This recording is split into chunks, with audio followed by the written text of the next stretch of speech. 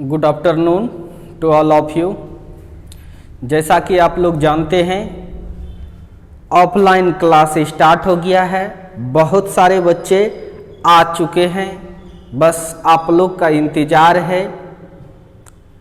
और आज एक वीडियो इम्पोर्टेंट क्वेश्चंस का अपलोड हुआ था जो कि प्राइवेट किए हुए हैं। जो बच्चे फुल पेड करेंगे उनको ही लिंक दिया जाएगा, अदरवाइज वो वीडियो नहीं देख पाएंगे।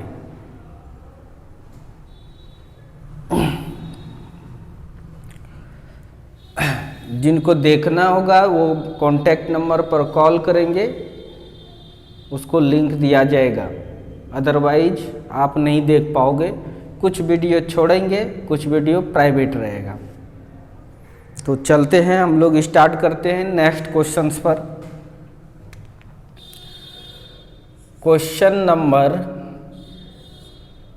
3 क्वेश्चंस ये कर रहा है, if lens is placed inside the water then what is effect on its focal length? focal length Hindi है इसका, अगर किसी लेंस को पानी में डुबा दिया जाए तो इसके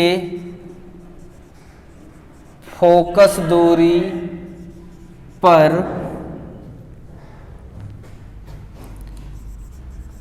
क्या प्रभाव पड़ता है। करे कोई लेंस है, उसको जब पानी में डुबा देंगे तो उसके फोकस दूरी पर क्या प्रभाव पड़ता है। तो प्रश्न ये उठता है कि पहले लेंस कहाँ था, कुछ ने दिया है तो हवा में होगा। कहाँ होगा? हवा में होगा, कहीं हवा में रखा हुआ है लेंस, ये आपको मानना पड़ेगा। इसका मतलब पहले लेंस हवा में है, अब उसको पानी में डाल रहे हैं, तब उसका फोकस दूरी पर क्या प्रभाव पड़ेगा, क्वेश्चंस ये कह रहा है। तो देख लेते हैं हम लोग, आंसर पहले लिख देते हैं। और इसका आंसर होगा, if lens is placed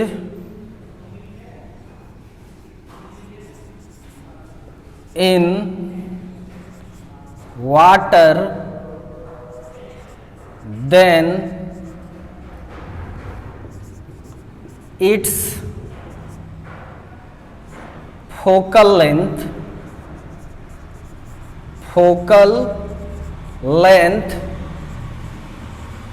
increased by 4 times। Hindi हो गया, अगर लेंस को पानी में डुबा दिया जाए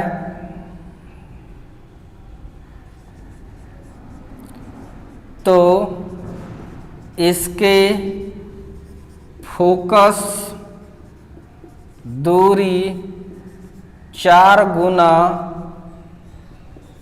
बढ़ जाती है।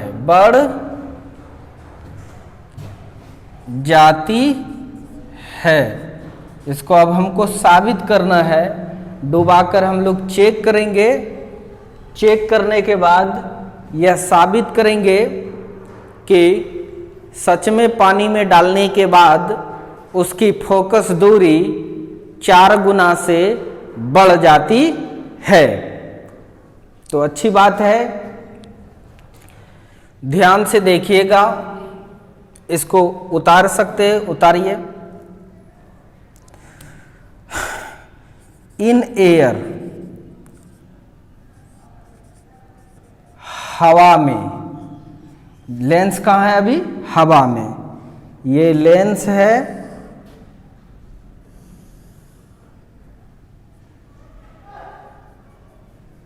एपर्चर हो गया, प्रिंसिपल एक्सिस है।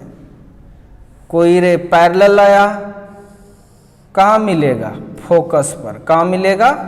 फोकस पर। ये हवा में है तो हवा का फोकस हुआ, और इसके फोकल लेंथ को हम लोग FA से दिखा रहे हैं, फोकल लेंथ FA हुआ। तो अभी देख लेते हैं कितना फोकस दूरी है। तो हम लोग लिखते हैं लेंस का फोकस कैसे निकालते हैं, तो लेंस मेकर फार्मूला से। तो वी नो, हम लोग सब जानते हैं। क्या जानते हैं? देखिए 1/FA, 1/FA is equal to mu minus 1 into 1/R1 minus 1/R2। सबको पता है, लेकिन यह म्यू किसका है? ग्लास का। रखा कहाँ है? एयर में। जहां रखा रहता है उसको ऊपर में दे दिए। किसका है? लेंस, ग्लास का, इसलिए म्यू जी भी देना जरूरी है।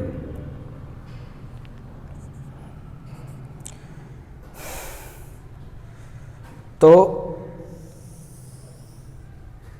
अब इसको और आगे बढ़ाएंगे। तो 1/FA इज इक्वल टू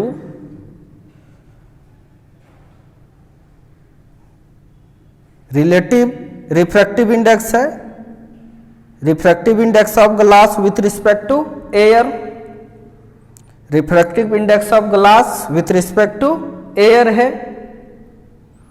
इसी चीज को अब याद करो, बताए थे कि μ2 अगर है तो इसको लिख सकते हैं μ2/μ1।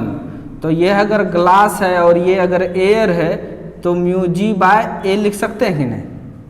तो इसके बदले हम लोग लिख सकते हैं μg/μa -1, तो -1 दिए, और इधर क्या है? R1 minus into 1/R1 minus 1/R2। आगे बढ़ाइए। 1/FA is equal to mu G, glass का रिफ्रैक्टिव इंडेक्स। तो ग्लास का रिफ्रैक्टिव इंडेक्स कितना होता है? 3/2। कितना होता है? 3/2। और एयर का रिफ्रैक्टिव इंडेक्स 1 होता है। कितना होता है? 1 minus 1 into 1/R1 minus 1/R2। ठीक है, कोई दिक्कत नहीं। तो 1/FA is equal to 3/2 minus 1, ना कुछ तो 1,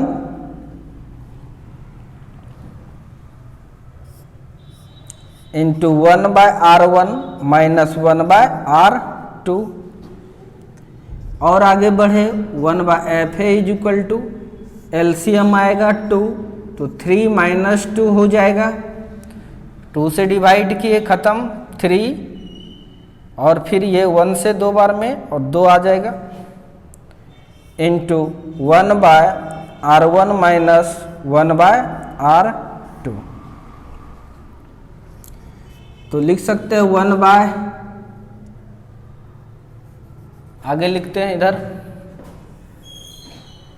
तो लिख सकते हैं 1/FA, 1/FA is equal to 1/2, 1/2 into 1/R1 minus 1/R2 equation second. यानी अभी लेंस कहाँ पे है? हवा में है। किस में है? हवा में है। तब इसका फोकल लेंथ ये निकला 1/f हवा में। अगर पानी में रहेगा, इन वाटर, किस में रहेगा? जल में।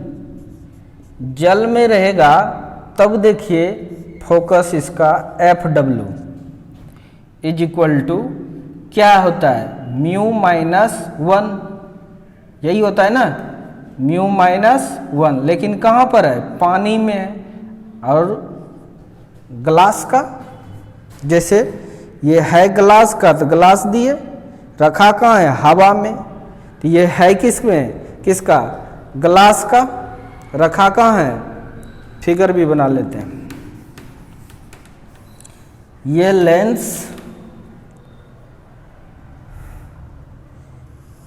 ये लेंस है, सेम लेंस है।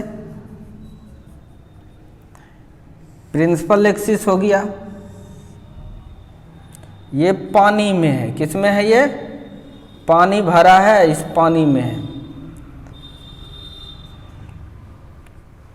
यानी इसको अब हम लोग वाटर में रख दिए, तब क्या होगा? फोकस।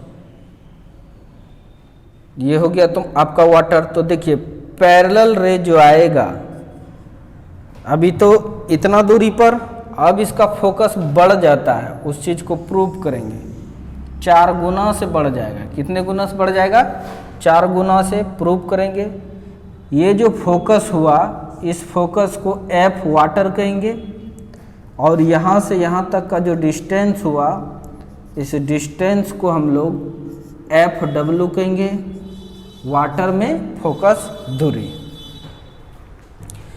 ठीक है, इसको मिटाता हूं।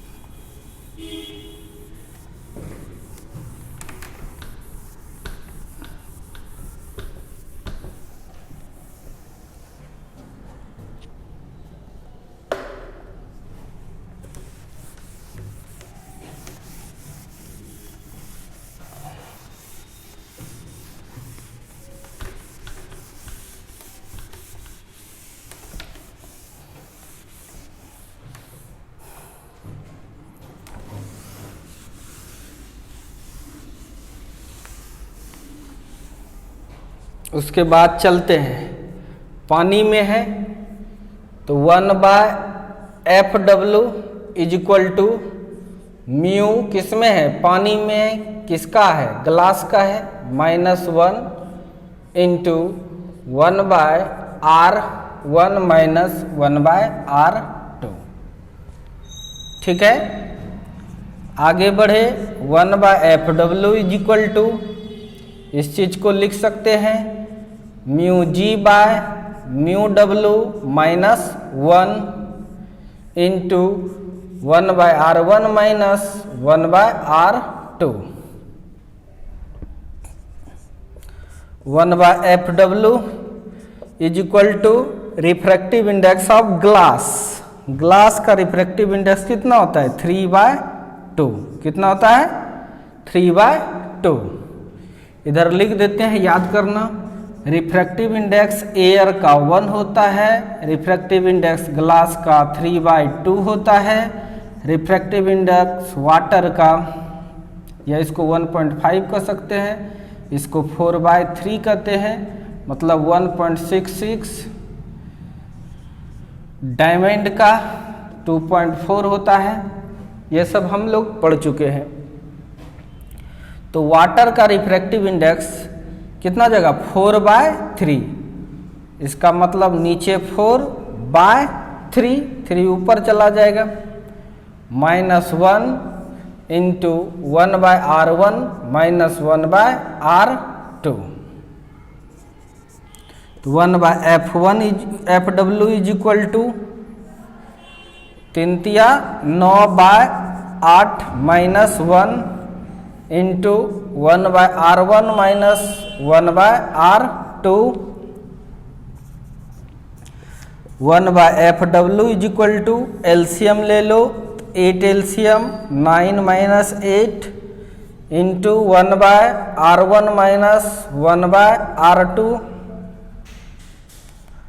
1/fw is equal to 1/8 into 1/r1 minus 1/r2 equations क्या हो जाएगा, सेकेंड हो गया।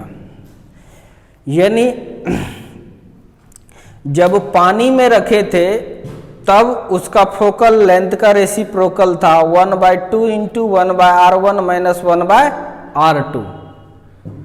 पानी में नहीं, हवा में जब रखे थे। अब जब पानी में रखे तो ये आया।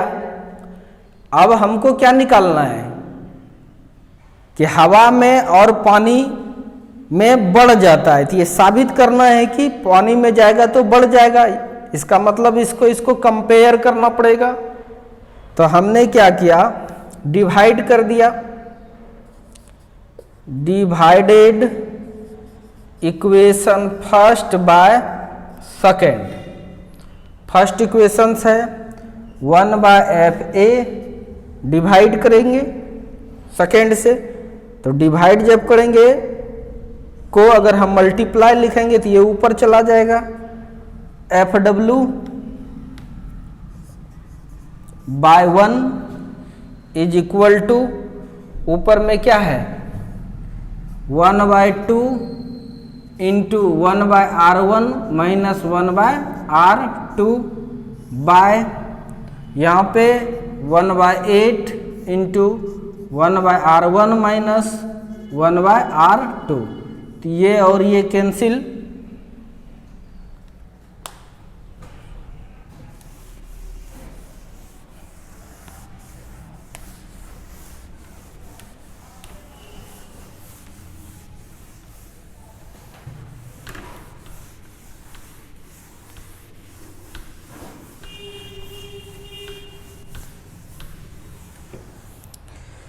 कैंसिल हो गया। और हम लिख सकते हैं FW by FA is equal to 1/2, 1/8 है तो 8 ऊपर चला जाएगा, कट जाएगा 4 times, FW by FA is equal to 4। कितना आया, 4 आया ना, कुछ तो 1 है। क्रॉस मल्टीप्लिकेशन कीजिए, FW is equal to 4 into FA। बोलो 4 गुना से बढ़ा कि नहीं बढ़ा। इसीलिए जब किसी लेंस को पानी में डुबाया जाता है, जब किसी लेंस को पानी में डुबाया जाता है तो उसकी फोकस दूरी हवा के सापेक्ष 4 गुना बढ़ जाती है। हवा के सापेक्ष 4 गुना बढ़ जाती है। नहीं, ऐसा क्वेश्चंस और भी पूछ सकता है तुमको, पानी में नहीं डुबा के केरोसिन तेल में डुबा देगा तो निकाल सकते हैं आप लोग। केरोसिन तेल में ना डुबा कर तारपीन में डुबा देगा या किसी और लिक्विड में डुबा देगा तो फोकल लेंथ क्या होगा, कितना बढ़ेगा, आप सेम प्रोसेस से निकाल सकते हैं। कोई दिक्कत नहीं होनी चाहिए। तो इसको नोट कर लें। हो गया नोट। चलिए, नोट हो गया तो मिटाता हूं, या नोट करो पहले बढ़िया से कीजिए नोट।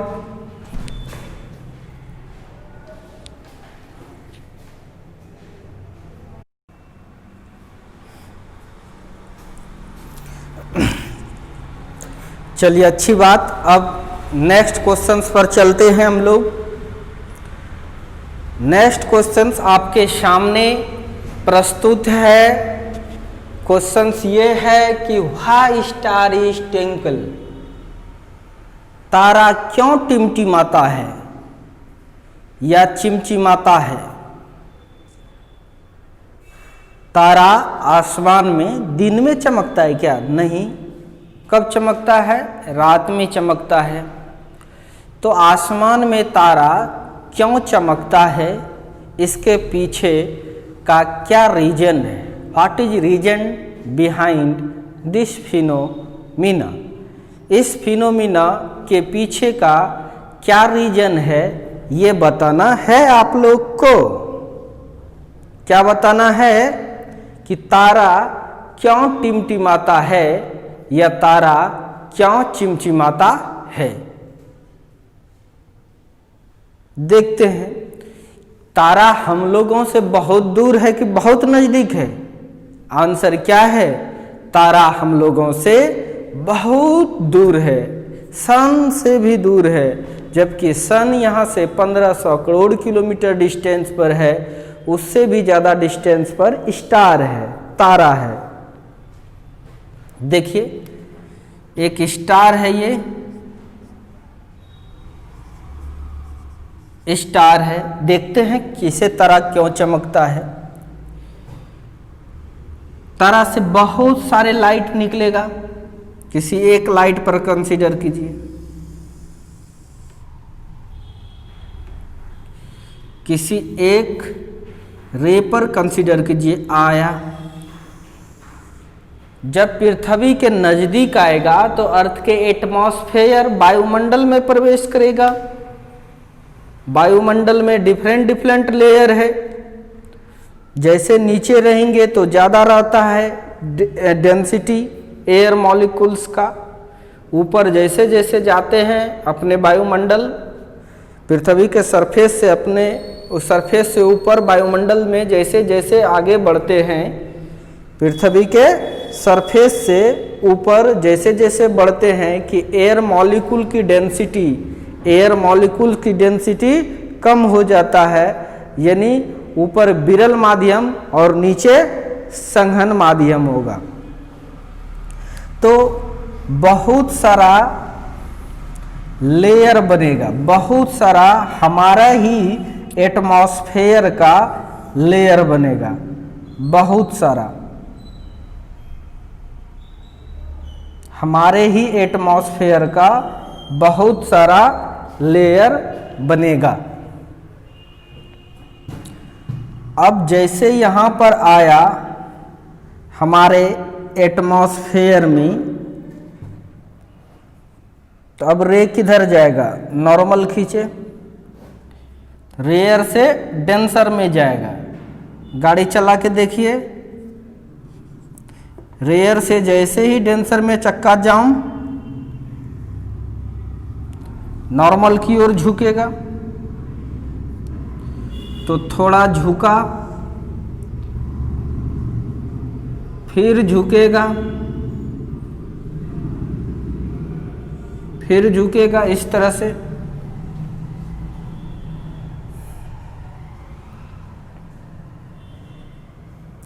और झुकेगा। अगर यहां से देखेगा, इस जगह से देखेगा तो तारा यहां दिखाई देगा। बोलो, अगर यहां से देखेगा तो तारा यहां दिखाई देगा। अगर यहां से देखेगा तो तारा यहां दिखाई देगा। तो अलग अलग पोजीशंस पर तारा अलग अलग तरह से दिखते रहेगा। इसलिए तारा चमकता है, इसलिए तारा चमकता है। किसके कारण चमकता है? रिफ्रैक्शंस के कारण। ध्यान से देखिए, चूंकि तारा से आने वाली प्रकाश वायुमंडल के अलग अलग स्तर, ये डिफरेंट लेयर है एटमॉस्फेयर का। नहीं, इसको क्या कहेंगे? डिफरेंट लेयर ऑफ एटमॉस्फेयर,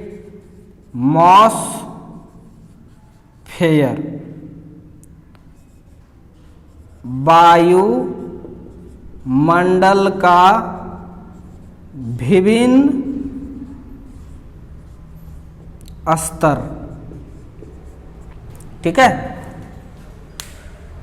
तो चूंकि तारा से आने वाली प्रकाश वायुमंडल के अलग अलग स्तर से होकर गुजरता है, इसलिए प्रकाश की किरणें का वायुमंडलीय अपवर्तन होता है। यानी यहाँ पर क्या हो रहा है, रिफ्रैक्शंस हो रहा है। ये रिफ्रैक्शंस कैसा हुआ, एटमॉस्फेरिक रिफ्रैक्शन, मतलब हिंदी इसका है वायुमंडलीय अपवर्तन। कैसा, वायुमंडलीय अपवर्तन। वायुमंडलीय अपवर्तन होता है इसलिए तारा टिमटिमाता हुआ प्रतीत होगा। नहीं, काफ़ी ज़्यादा रिफ्रैक्शंस होगा तो अलग अलग जगह से देखने के बाद तारा अलग अलग लोकेशंस पर दिखाएगा, इसीलिए चमकता है। क्यों चमकता है, एटमॉस्फेरिक रिफ्रैक्शंस जो होता है जिसके कारण से तारा चमकता हुआ दिखाई देता है। कोई दिक्कत, यही तुम अपने एटमॉस्फेयर जो है उस एटमॉस्फेयर से दूर चले जाओ, जहाँ बादल रहता है, बादल को पार कर जाओ, उसके बाद तुम्हें तारा स्थिर नजर आएगा, मतलब चमकेगा नहीं, एक जैसा प्रतीत होगा। कोई दिक्कत नहीं, तो फिर चमकता हुआ दिखाई देगा। तो इंग्लिश में भी लिखे हैं, since the ray of light coming from star suffer through different layer of atmosphere सो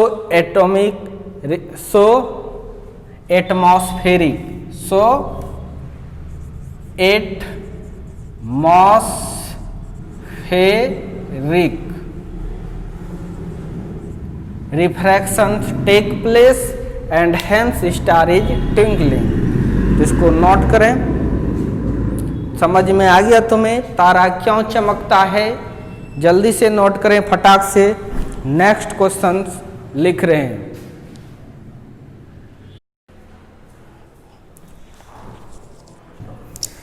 अब अगला क्वेश्चन आप लोग के सामने है, Why the power of sunglass is zero? धूप चश्मा की क्षमता शून्य होती है क्यों? वो जो हम लोग धूप चश्मा पहनते हैं जिसका आँख खराब नहीं होता है, केवल धूप से बचने के लिए चश्मे का उपयोग करता है, उस चश्मे को हम लोग धूप चश्मा कहते हैं, उसका पावर जीरो होता है। तो क्यों होता है इसको हम लोग देखेंगे।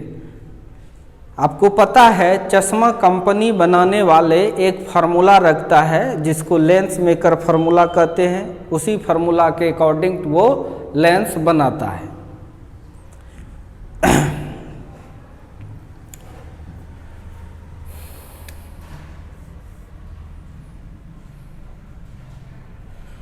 आंसर में इसका लिखेंगे because sunglass is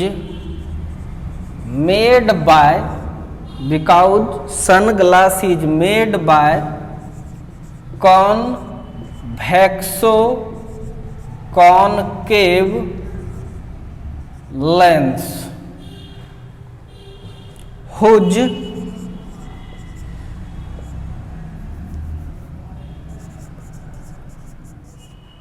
radius of curvature is same।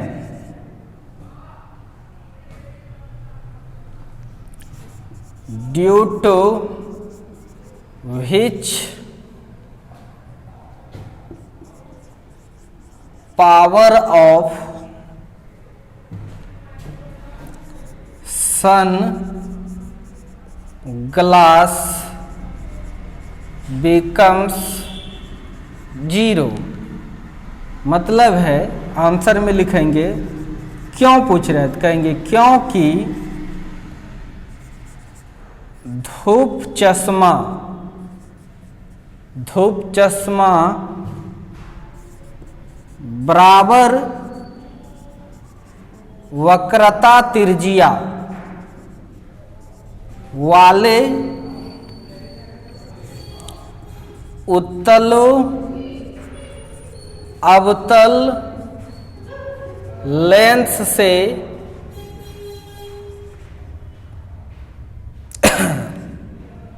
बनाया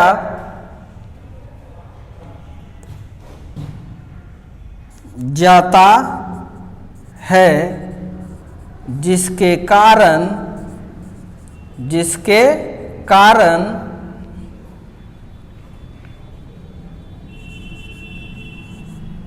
धूप चश्मे का क्षमता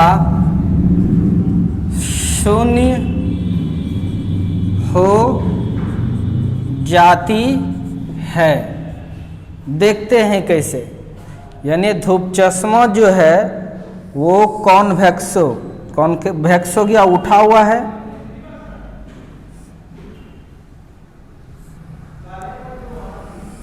और ये धंसा हुआ है।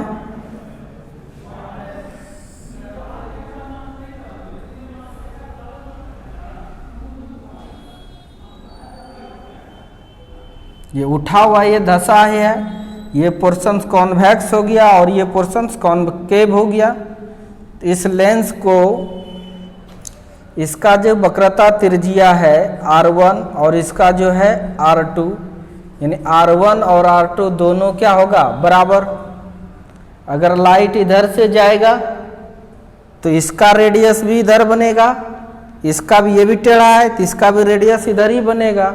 तो रेडियस ऑफ कर्वेचर लाइट के दिशा में होगा, इसलिए ये पॉजिटिव होता है।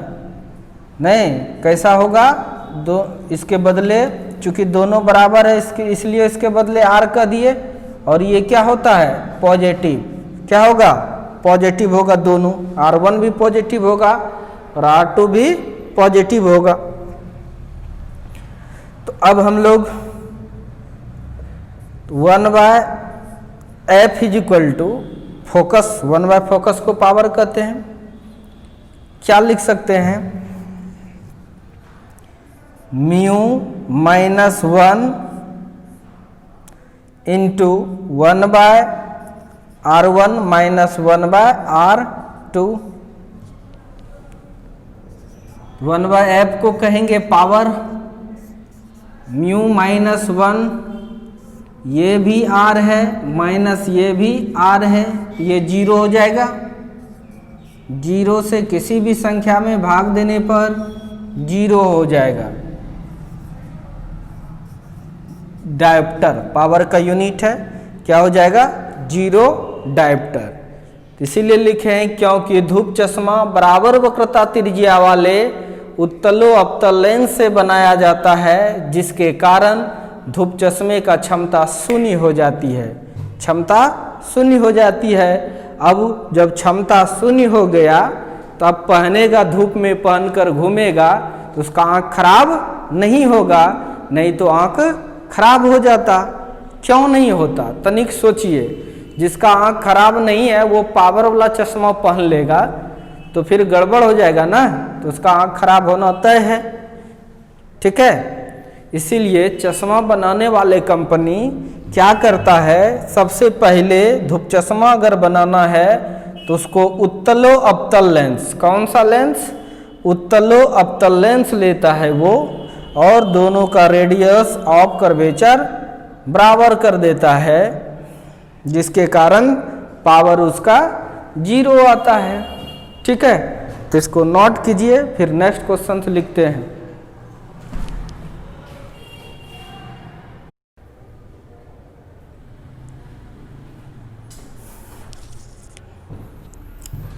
चलिए अब हम लोग नेक्स्ट क्वेश्चंस पर चलते हैं।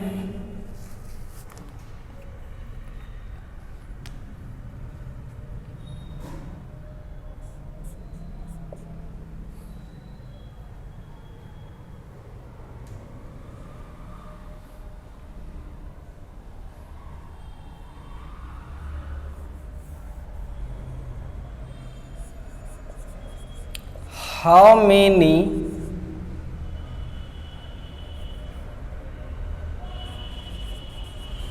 type of aversion in lens. Hindi हो गया लेंस में कितने प्रकार, नेक्स्ट क्वेश्चन नंबरिंग करते रहना, लेंस में कितने प्रकार का दोष या इसको त्रुटि या इसको विपथन होता है। इन लेंस में कितने प्रकार का दोष होता है, इस दोष को हम लोग पढ़ेंगे। मिरर में भी दोष हुआ था, स्फेरिकल एवर्शन, तो लेंस में भी स्फेरिकल एवर्शन होता है। मिरर में केवल एक ही दोष था, स्फेरिकल एवर्शन, बट लेंस में दो दोष होता है। लेंस में एक तो स्फेरिकल एवर्शन होता है, दूसरा क्रोमेटिक एवर्शन भी होता है। यानी लेंस में कितने प्रकार के त्रुटि हो सकता है या विपथन हो सकता है, यह दोष हो सकता है। तो हम लोग लिख सकते हैं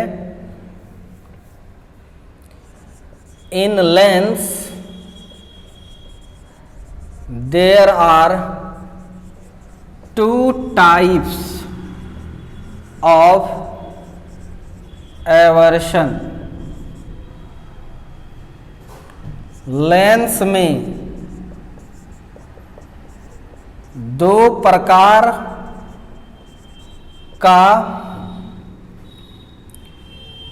दोष या त्रुटि या विपथन होता है। कितने प्रकार का होता है? तो दो प्रकार का होता है। पहला नंबर स्फेरिकल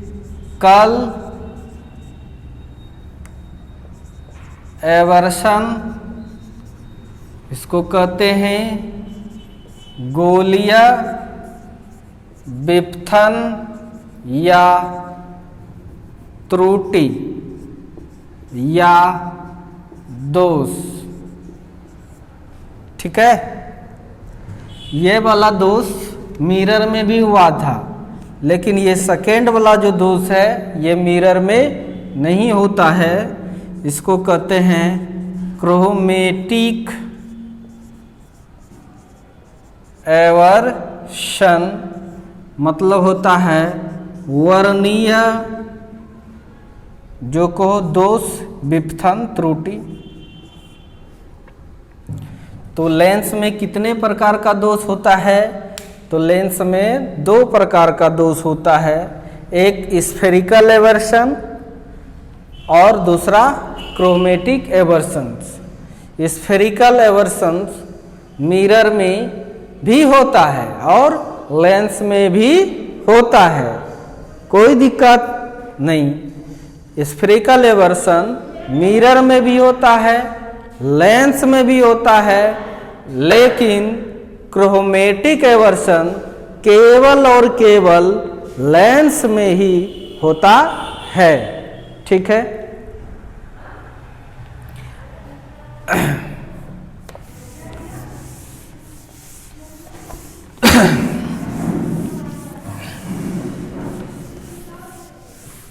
अब हम लोग देखेंगे कि स्फेरिकल एवर्शन क्या है। Next question, what is spherical aversion in lens. Hindi हो गया इसका लेंस में गोलीय विपथन या त्रुटि या दोष क्या है?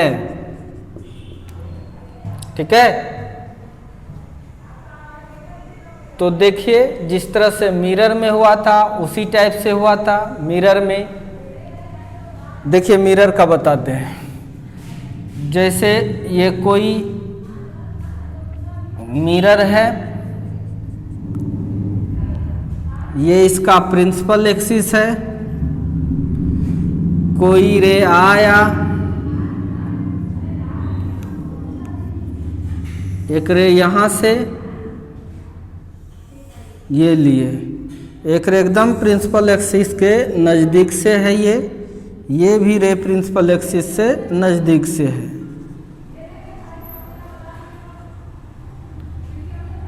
तो प्रिंसिपल एक्सिस के नज़दीक से जो किरण आता है वो यहाँ आके मिल गया।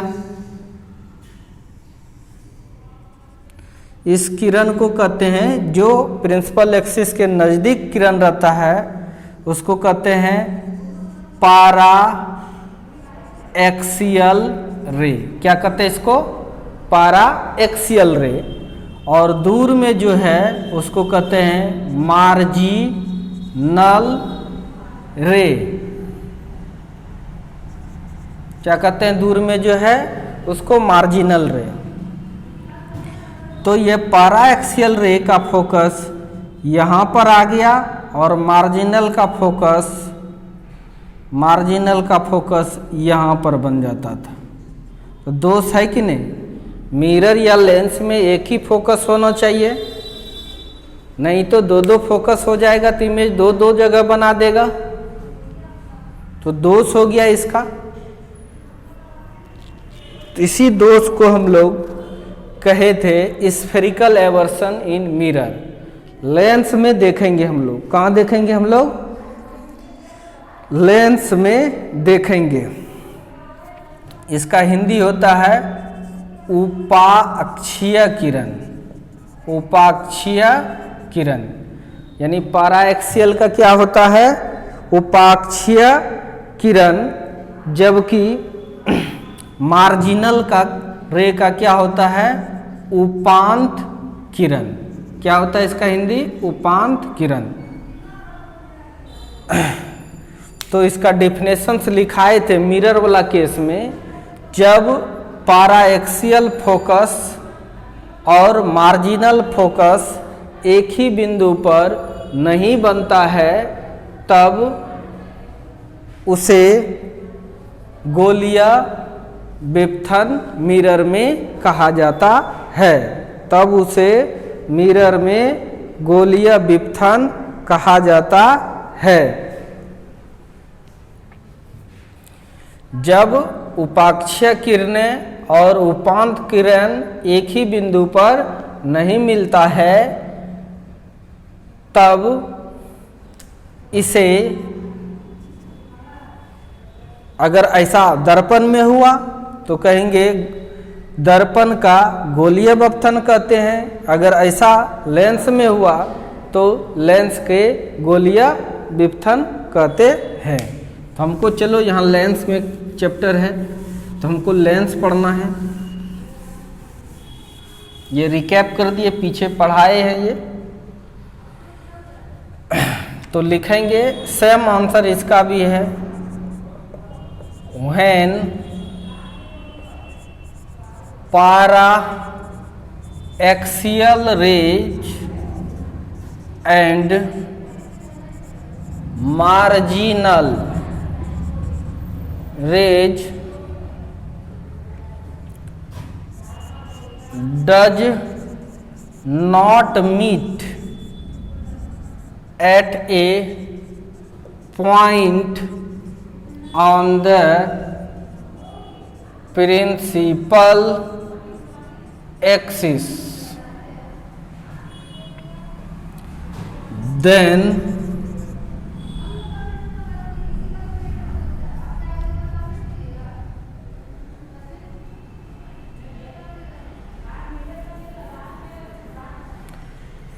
does not meet at a point on the principal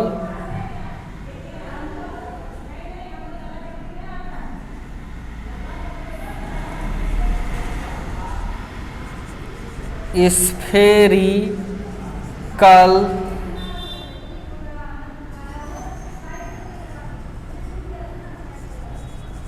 aversion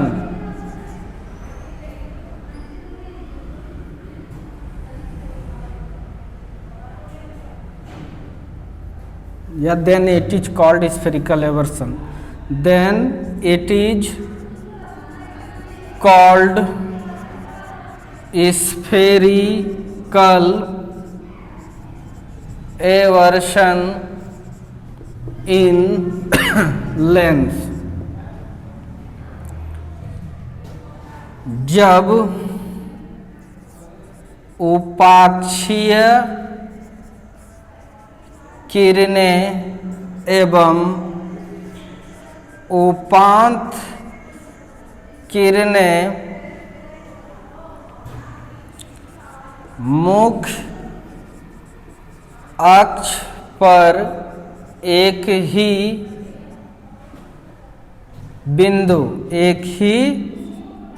बिंदु पर नहीं मिलती है तो इसे ही लेंस में गोलीय विपथन कहा जाता है। कोई दिक्कत नहीं होना चाहिए। देखिए, कोई लेंस ले लिए,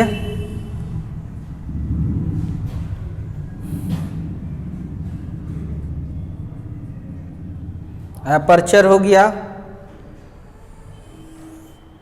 प्रिंसिपल एक्सिस हो गया, ये किरण दूर से है, इसकी दूर जो रहता है प्रिंसिपल एक्सिस से, इसको कहते हैं मार्जिनल रे। हिंदी में इसको उपाक्षीय किरण। और जो रे नज़दीक में रहता है,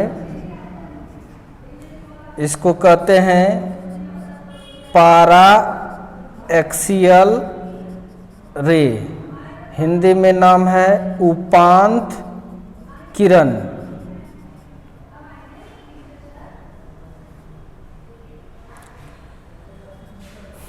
तो क्या होता है, ध्यान से देखिएगा।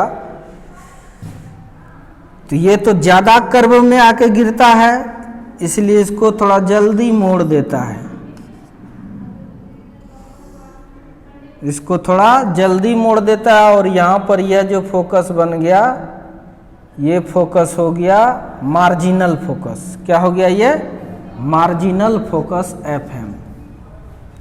लेकिन ये इसको उतना नहीं मोड़ पाता है, इसको उतना नहीं मोड़ पाता है। तो एक फोकस यहाँ भी बन जाता है। इस फोकस को हम लोग कहते हैं पारा एक्सियल फोकस। तो मार्जिनल रे के कारण जो फोकस हुआ मार्जिनल फोकस, पारा एक्सियल रे के कारण जो फोकस हुआ उसको पारा एक्सियल फोकस कहेंगे। मार्जिनल फोकल लेंथ को FM से दिखा रहे हैं, जबकि पारा एक्सियल को FP से दिखाए। किससे दिखाए? FP से दिखाए। यानी पारा एक्सियल फोकस बड़ा हो जाता है और मार्जिनल फोकस छोटा हो जाता है। तो इतना सा जो है यही है स्फेरिकल एवर्शन। तो यहाँ पर अगर यदि हम लिखें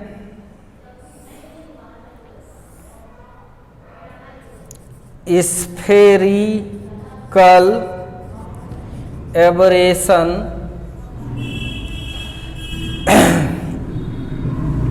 को S से दिखाते हैं। किससे दिखाते हैं? S से। तो ये निकालना है हमको, ये निकालना स्फेरिकल एवर्सन है। यही तुम्हारा क्या है, स्फेरिकल एवरेशन, यही है गोलीय दोष, गोलीय दोष।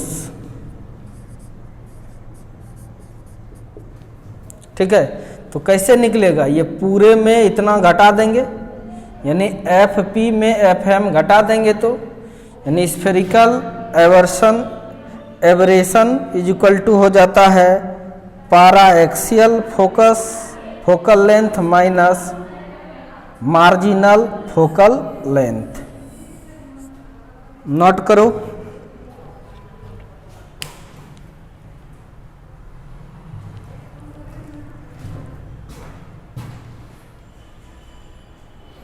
लिख देते हैं, और वेयर एफ पी को क्या कहेंगे,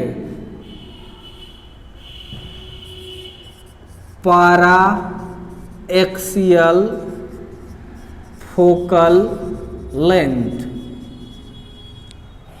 उपाक्षीय फोकस दूरी, उपाक्षीय फोकस दूरी। एफ एम को कहेंगे मार्जिनल फोकल लेंथ, हिंदी में इसको उपांत फोकस दूरी। अगर तुमको मार्जिनल फोकस पैराएक्सियल फोकस दूरी दिया रहेगा, मार्जिनल फोकस दूरी दिया रहेगा, तो पूछेगा बताइए स्फेरिकल एवर्सन कितना है, तो आप निकाल सकते हैं। यूनिट क्या होगा, फोकस को मीटर में मापते हैं हम लोग या सेंटीमीटर में, तो इसका भी यूनिट क्या हो जाएगा मीटर या सेंटीमीटर।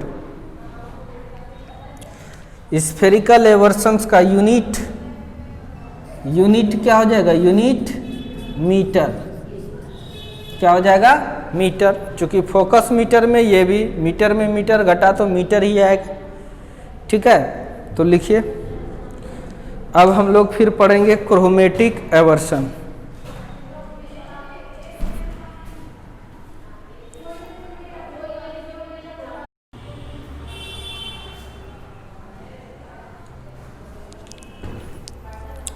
अब देखिए next questions, what is chromatic aversion in lens, lens में वर्नियर दोष या त्रुटि या विपथन क्या है। देखो क्या होता है, जैसे ये कोई लेंस है,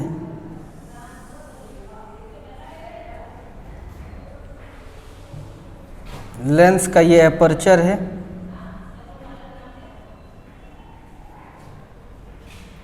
ये मानो प्रिंसिपल एक्सिस। सन से जो लाइट आता है उसको अगर प्रिज्म से होकर गुजारेंगे तो वो 7 रंगों में बट जाता है। हम लोग को थोड़ा थोड़ा इसके बारे में पता है कि सन से जो लाइट आता है अगर वो प्रिज्म से होकर गुजरेगा, प्रिज्म कांच का होता है, तो वो 7 रंगों में बिखर जाता है। यानी white light is mixup of 7 colour in the form of figure, हम लोग को पता है। एलईडी वगैरह का लाइट सब में ऐसा नहीं होता है। तो कभी कभी क्या होता है कि लेंस में अक्सर ये होता ही है, जैसे ये व्हाइट लाइट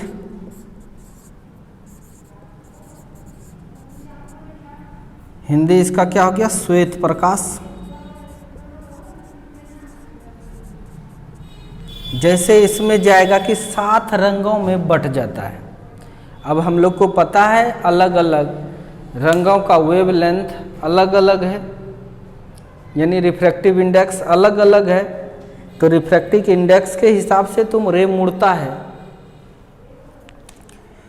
तो 7 रंग 7 फोकस बन जाता है।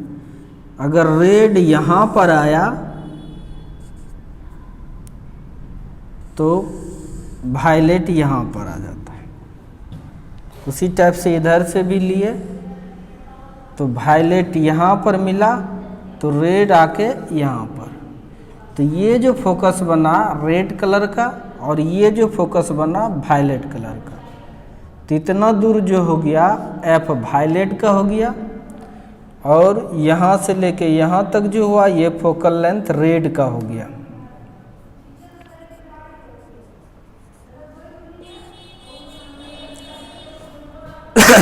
तो यहाँ पर यहाँ से लेके यहाँ तक स्फेरिकल एवर्सन हुआ, क्रोमेटिक एवर्सन। फिर से अगर तुम निकालोगे क्रोमेटिक एवरेशन को हम लोग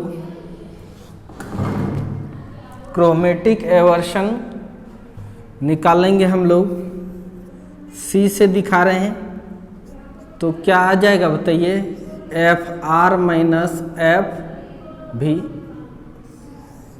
यानी रेड कलर का कितना फोकल लेंथ है, वायलेट कलर का कितना फोकल लेंथ हुआ, घटा देंगे तो उतने में सब कलर होगा, सातों फोकस बनेगा। 2 तो बन गया, 5 और इसके बीच में बनेगा। तो ये भी दोष है, ये भी दोष है। इसी दोष का नाम है chromatic aversion. When white light is passing through lens, then different focus of different color is absorbed.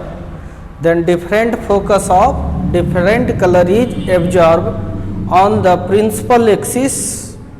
Okay? Then it is called chromatic aversion.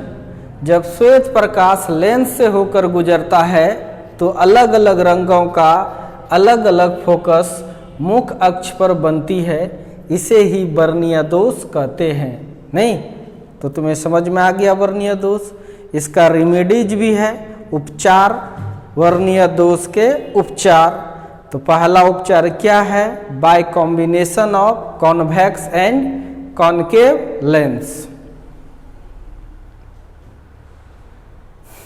Hindi इसका हो गया उत्तल एवं अवतल लेंस को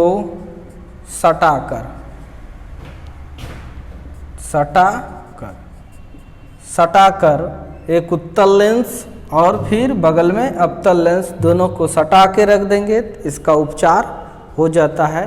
तब ऐसी घटना नहीं होता है, एक ही फोकस बनता है।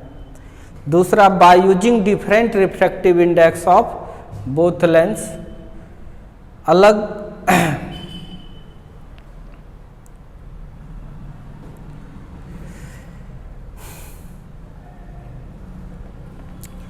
कहने का मेरा मतलब by using different refractive index of both lens, और दोनों